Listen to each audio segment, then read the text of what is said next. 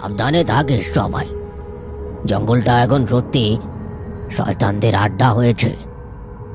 সবাই যখন এই আলোচনায় মশগুল, তখন হঠাৎ অপূর্ব নামের এক যুবক সেখানে এসে হাজির হলো। অপূর্ব একজন ডাক্তারের কম্পাউন্ডার, বয়স ওই 22-23 বছর। রে অপূর্ব, এত রাতে কোথায় গিয়েছিলি? আর বলবেন না জ্যাঠা, চণ্ডীপুরের এক বাড়িতে রোগী দেখতে গিয়েছিলাম। কি মর্মান্তিক ব্যাপার, তাই ফিরতে দেরি কেন রে বাবা, কি হয়েছে? আসলে ওই গ্রামে গড় ধরে 10-12 বছরের ছেলেটা ওই হাড় খেকেও জঙ্গলের পাশে খেলা করতে করতে জঙ্গলের ভেতর ঢুকে পড়েছিল। তারপর গ্রামবাসীরা ছেলেটাকে অজ্ঞান অবস্থায় খুঁজে পায়। ছেলেটার একটা হাত কিসে যেন কামড়ে ছিঁড়ে নিয়েছে। উফ, কি অবস্থা! কি বলিস কি রে? কি ভয়ঙ্কর কথা! নিশ্চয়ই ওই হাড় খেকো জঙ্গলে কোনো মাংস খেকো জানোয়ার এসে বাসা বেঁধেছে।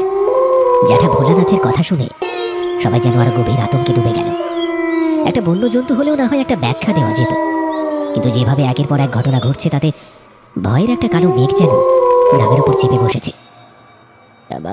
দাঁড়াও দাঁড়াও দাঁড়াও দাঁড়াও জ্যাঠা, তোমার মনে আছে কয়েক বছর আগে এই জঙ্গলের পাশে জমিদার বিশ্বনাথ রায়ের ওই বাড়িতে নিখোঁজ হয়েছিল সেই নিরপরাধ রামচরণের পরিবার? হ্যাঁ, সে আর মনে করাস না।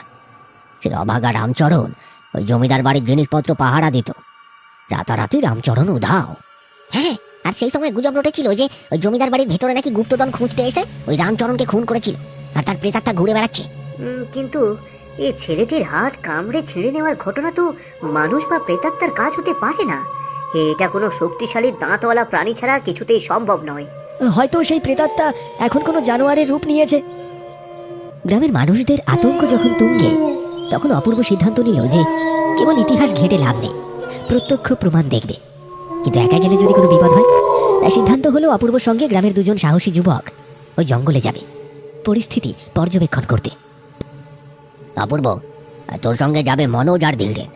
ওরা দুজনেই শিকারী, সাহস আছে। কিন্তু মনে রাখিস, তোরা শুধু দেখবি কোনোভাবে যেন জঙ্গলের গভীরে না যাস। আমি বুঝেছি কাকা, আমরা শুধু দূর থেকে দেখব জিনিসটা ঠিক কি আর কোথায় থাকে। আর হ্যাঁ অপূর্ব, এই যদি দেখিস এটা স্বাভাবিক কোনো জন্তু নয়, তবে এক মুহূর্ত দেরি করিস না, পালিয়ে চলে আসবি, বুঝেছিস?